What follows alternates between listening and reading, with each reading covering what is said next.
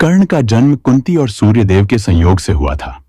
कुंती ने युवावस्था में ऋषि दुर्वासा से एक वरदान प्राप्त किया था, जिसके तहत वह किसी भी देवता को बुलाकर उनसे पुत्र प्राप्त कर सकती थी। कुंती ने इस वरदान का परीक्षण करने के लिए सूर्यदेव को आमंत्रित किया, जिससे कर्ण का जन्म हुआ।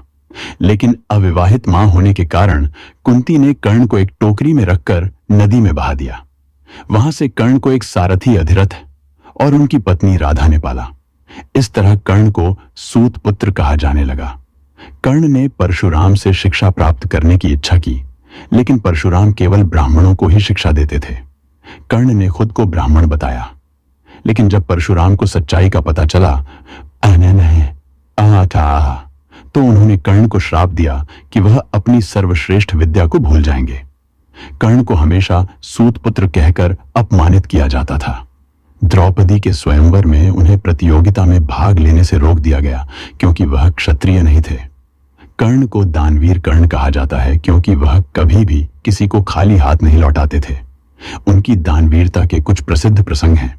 इंद्रदेव ने कर्ण की दानवीरता की परीक्षा लेने के लिए एक ब्राह्मण का रूप धारण किया और उनसे उनका जन्मजात कवच और कुंडल मांगे।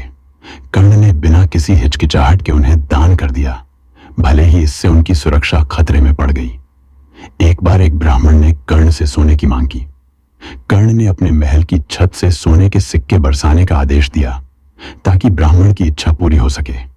महाभारत के युद्ध से पहले कुंती ने कर्ण को उनकी वास्तविक पहचान बताई और उन्हें पांडवों का साथ देने के लिए कहा, लेकिन कर्ण ने कहा कि वह दुर्योधन के प्रति वफादार रहेंगे, क्योंकि दुर्योधन ने उन्हें सम्मान दिया था। हालांकि उन्होंने कुंती को वचन दिया कि वह अर्जुन के अलावा किसी और पांडव को नहीं मारेंगे।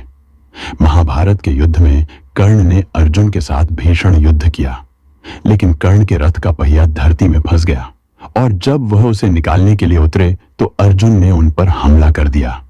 इस तरह कर्ण की मृत्यु हो गई।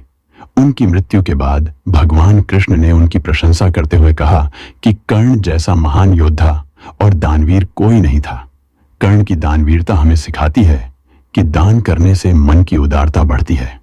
कर्ण के जीवन से हमें पता चलता है कि संघर्षों के बावजूद सम्मान और न्याय के मार्ग पर चलना चाहिए। कर्ण ने दुर्योधन के प्रति अपनी वफादारी निभाई, जो हमें सच्चे मित्रता का पाठ पढ़ाती है। कर्ण की कहानी न केवल महाभारत का एक महत्वपूर्ण हिस्सा है, बल्कि यह हमें जीवन के गहरे सबक भी सिखाती है।